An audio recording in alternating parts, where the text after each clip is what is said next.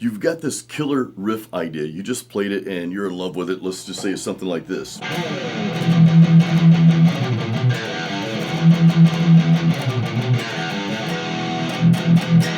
But then you're kind of stuck. You're like, okay, well, what's next? What do I add to that? And I've heard this from so many guitar players.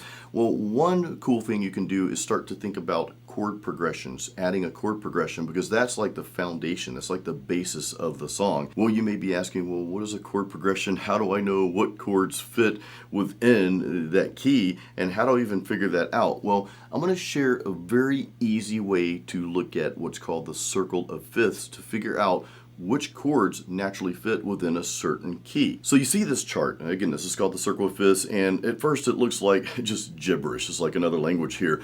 But here are three things I want to start out with. So first of all, take a look at the outer circle here. You'll notice the outer circle of chords, those are all majors, okay? Second thing, well, look at the inner circle. Well, you see all those have a little M beside it. Well, those are all minors. The third thing I want you to see, and this is all over the chart, is that each major has a minor that's right next to it, and each minor has the major. So those are direct relationships. We could call them cousins or brothers, sisters, whatever. So let's take a look at E minor, for example. Let's find E minor on the chart. What's the direct relationship? What's that relative chord? Well, right above it, you've got G. Now, if I wanted to switch that around and say, okay, well, I want to play something in the key of G. Well, that G, we see that the relative minor there is what? We just looked at it. It's the E minor. So we know that E minor, G, those two are connected. And you can go all the way around this circle here and you can see those connections. So for example, if we're playing something or we want to write something in the key of E minor, well, we know that we can play a G as well. So we can do something like this.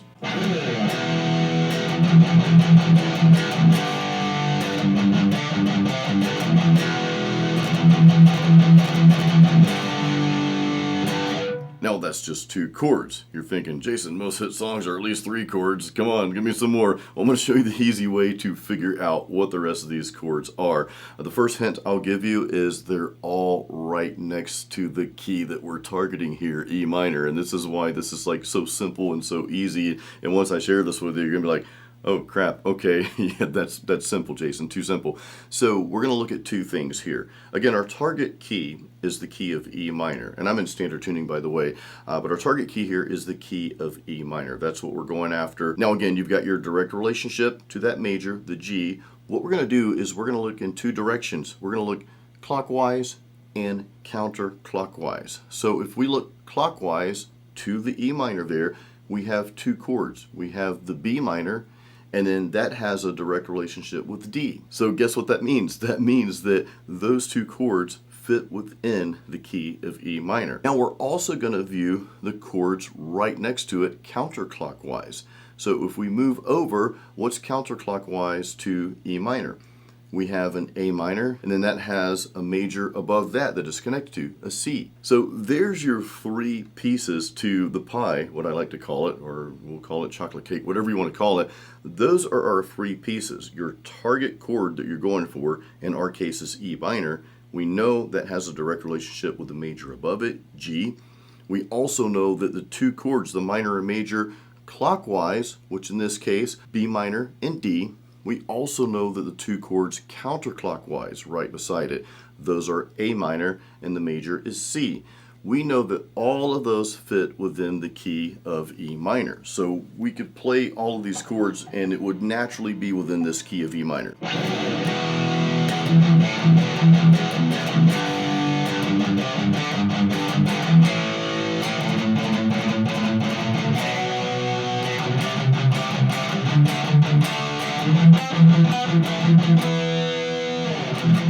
Now let me make this note real quick.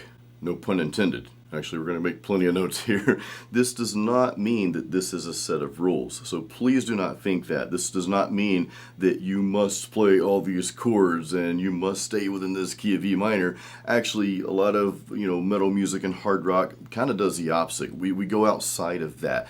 But again, the point is gaining this knowledge, I believe, will give you more freedom to create and to go outside of that. So I want to make that point very clear. This is not a set of rules. If you want to say, well, I want the progression mainly to be in the key of E minor, you know the chords, but you can go outside of that. We'll demonstrate that in a second here.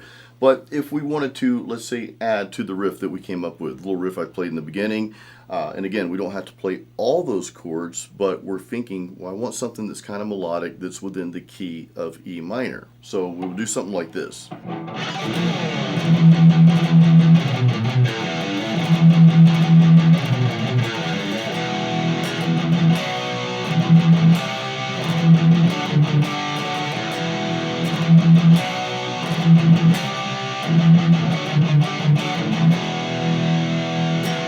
So what I just played was an E minor, and I know I just played the power chord, but if I were playing this on acoustic or something like that, we'll just play full chords here. Then I went to a B minor, then I went to a C, then I went to a D.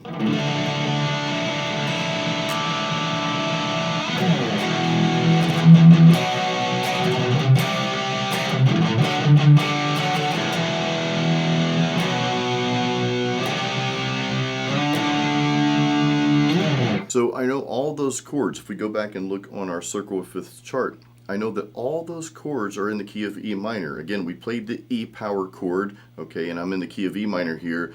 And the minor major here, this is based on pretty much your note choice. You could play this in E major, and that would change. You can see where E major is on the circle of fifths. I'm not going to go through that right now in this video, but that would change if you wanted to stay within that key. That would change the other chords that you're going to play within that key. Again, in this case, we're going by E minor here. I want that darker sound, and that's oftentimes the difference between the majors and the minors.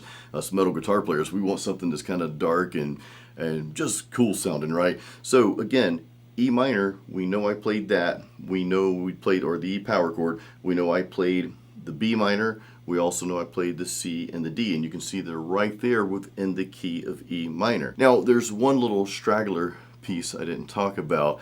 There's another chord that goes within the keys, and it's a diminished chord, and that's going to be, in this case, an F sharp. How do we know that? What's the easy way to find that? It seems like, okay, well, that was easy, Jason. Now you're throwing in this diminished chord. Well, here's the easy way. If I look at the E minor, look at the E minor once again, okay, we've got our direct relationships here, E minor and G, then we've got the chords clockwise and counterclockwise. Go back to our target chord, our target note here, E minor. If we count down 2 clockwise from E minor, we come up on the F sharp minor. So in this case, that would change to our F sharp diminished. All of these chords, all of these also are the same for the key of G major. So if we go back up and look at G, well, guess what? We've got our relative minor there, G, E minor, that's the close relationship, and we do the exact same thing. We count the chords that are clockwise, the major and the minor. In this case, what is it? D and B minor. D major, B minor. We also count the chords right next to it counterclockwise, which are what? C, the C major, and the A minor. And for the diminished chord, we just count down in the inner circle. What's the minor, the relative minor to G? Again, E minor. We count down 2 more, F sharp. That's our diminished chord. So if you're playing like chords on acoustic or something like that, that would be your diminished chord. So now you know all of the chords that are within the key of E minor, or G major for that matter. Now, one question you might be asking, well, how do I know it's major or minor? How do I know if it's based on the key of E minor versus G major? One, I would say I wouldn't overthink that too much, but the way I tell is kind of how the mood of the song is, and kind of that dominant chord. Like, you'll hear that dominant chord. So I'm going to play just a simple progression here. I'll play 2 progressions, and then you can tell me, I'll play all these chords within the key of E minor and G as well, G major, and I'll have you tell me which one sounds like it's a minor or a major. So I'm just going to play the chords within for both progressions here. Here's progression 1.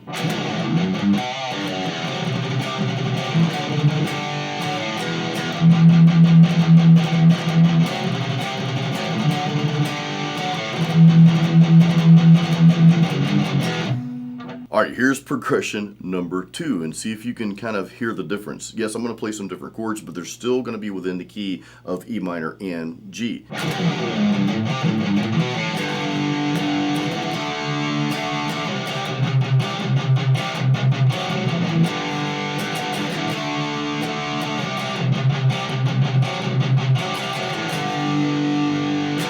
Again, both progressions, they included chords within those keys, but the first one I played sounded a bit darker, right?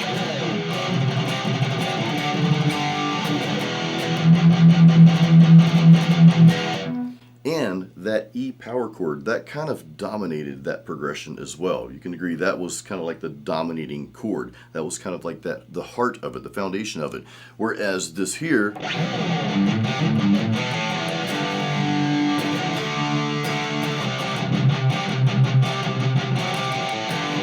well, that had more of kind of like a, almost like a happy feel to it. And of course our G power chord that we played there, that was definitely the dominating chord. So that's just something you kind of hear, and you sort of fill it out as well, if that makes sense. We knew that first progression, well, that certainly was not in a major key. That was very dark, a lot darker. And of course that second progression, that sounded, again, a bit happier, and that G was dominant throughout that progression. So those are just some simple ways you can tell. Now I will say this, please do not allow yourself to overthink that, at least not to the point where you stop writing. Don't worry about like what key it's in. If you're writing something, continue with that. Write from your heart.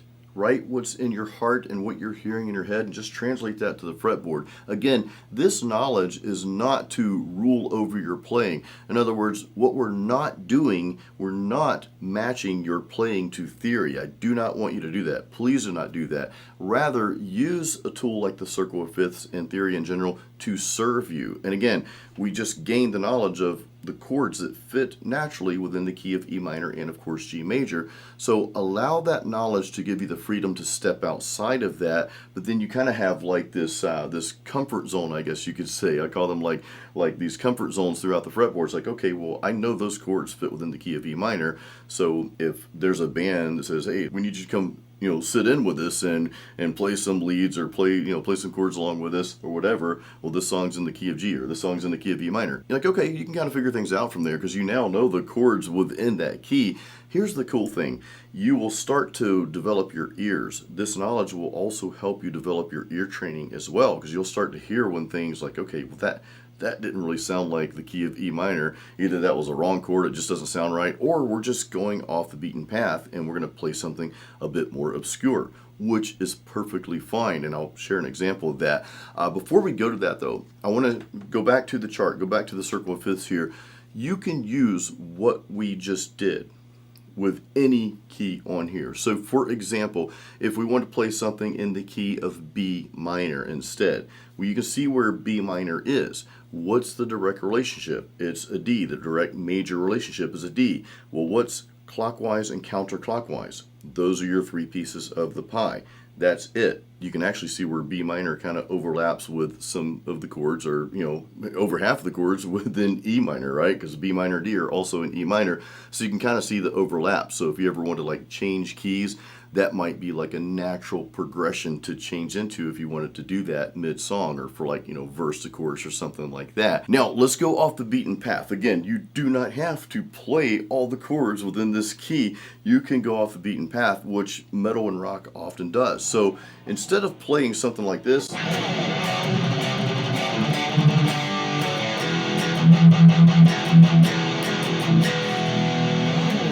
we could change it up and add something kind of cool like this.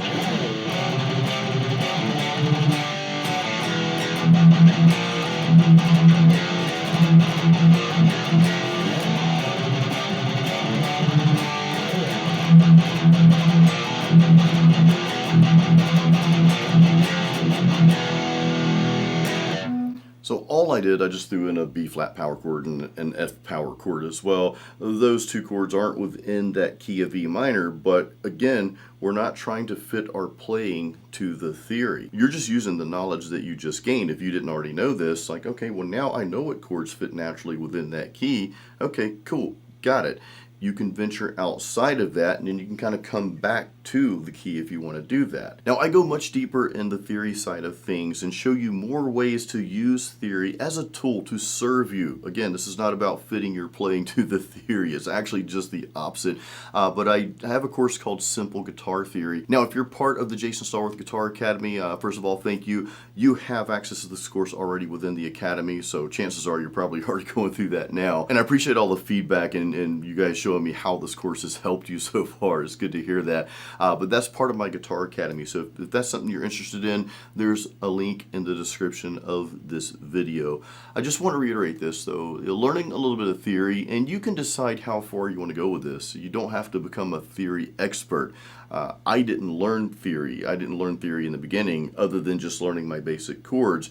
I inadvertently learned it over the decades of playing. I've played live music since I was like 15, 16 years old, and with different bands, some metal, some rock. I even played in some churches and stuff like that where I was playing in like non-guitar friendly keys like E flat and B flat. These are like, you know, piano driven songs. So I sort of put myself in a position to where I had to learn what chords and what notes fit within certain keys so that I could jump in and play along. So I sort of learned theory in reverse. I was actually doing it, and then I learned later what I was doing. I'm like, oh, okay, well, this all kind of pieces together quite nicely. And my goal is to bring this to you in a way that's really easy to understand, and more importantly, that's practical for you to use. And again, you can decide how far you want to take this, how far you want to go with it.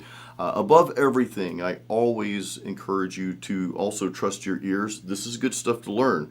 I encourage you to learn this, I do, but also trust your ears and build both of those skills along the way. That's going to serve you much better. But again, check out the Academy, see if that's something for you. There's a link in the description of this video. Thanks for watching. I do hope this video helped connect the dots for you. As always, keep it metal and keep playing music.